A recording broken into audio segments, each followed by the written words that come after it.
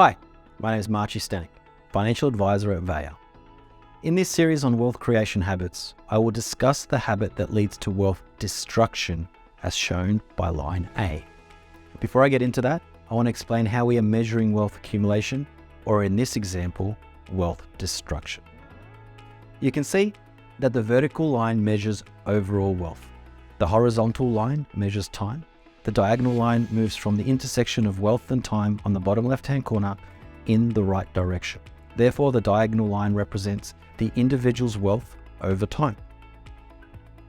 You may have also noticed that there are no numbers on the vertical, horizontal, or diagonal line, as the chart can apply to anybody with any amount of wealth at any point in time.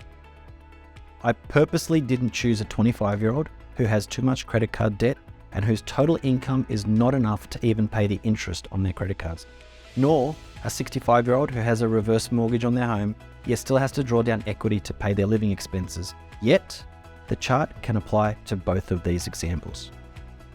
The diagonal line represents any individual who has a habit of spending more money than they are earning. In a mathematical representation, this could be shown that for every $10 earned, 11 is spent, and that no matter the amount of wealth you possess, it will decline over time. And if you replicate this over and over, it will result in line A that you can see here. In the introduction video of this topic of wealth habits, I stated that the rich get richer and the poor get poorer, not because of the money they have, but due to their money habits. There is an example of a very wealthy Australian whose father was worth over $6.5 billion when he passed away. His father passed on all of his wealth, including successful business assets, to his son. 15 years later, his son's wealth is about $5.7 billion. You'd assume that if the rich always get richer, the son will be worth over $6.5 billion 15 years on. Maybe he does not possess the appropriate habits, regardless of the privileged position that money put him in. I can also share an example of a couple I met very early on in my financial planning career. This couple were diplomats from a European country. They were paid $200,000 income per annum between them. Their residential costs were paid for by the embassy. This included rent, electricity, and insurance.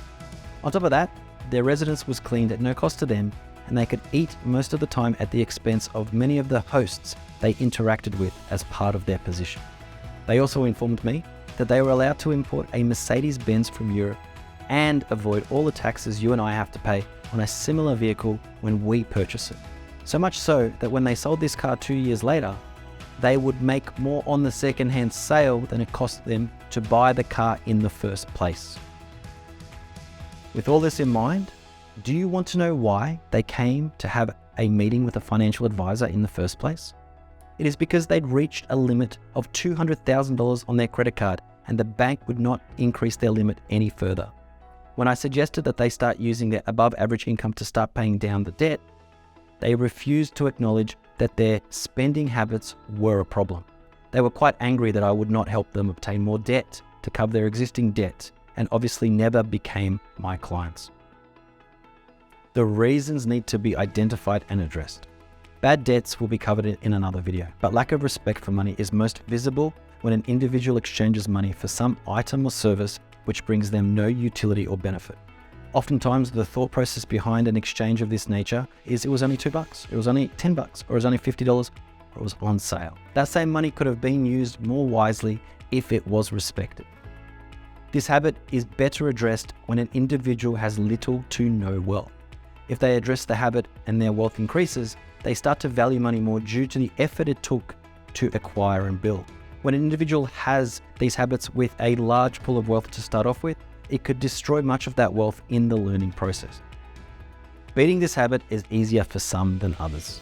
In my experience, the people who you surround yourself with contribute to overcoming this habit. If your family and peers are middle-class citizens, you behave similarly with money to what they do.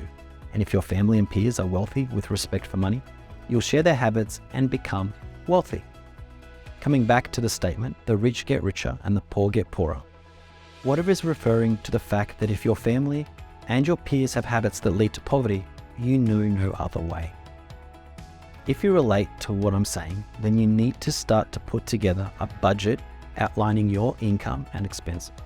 Start putting together a strategy to shake this bad habit and improve how you obtain and retain money. I personally believe that everyone in Australia is able to achieve financial freedom if they want to, but this bad habit needs to be eliminated first.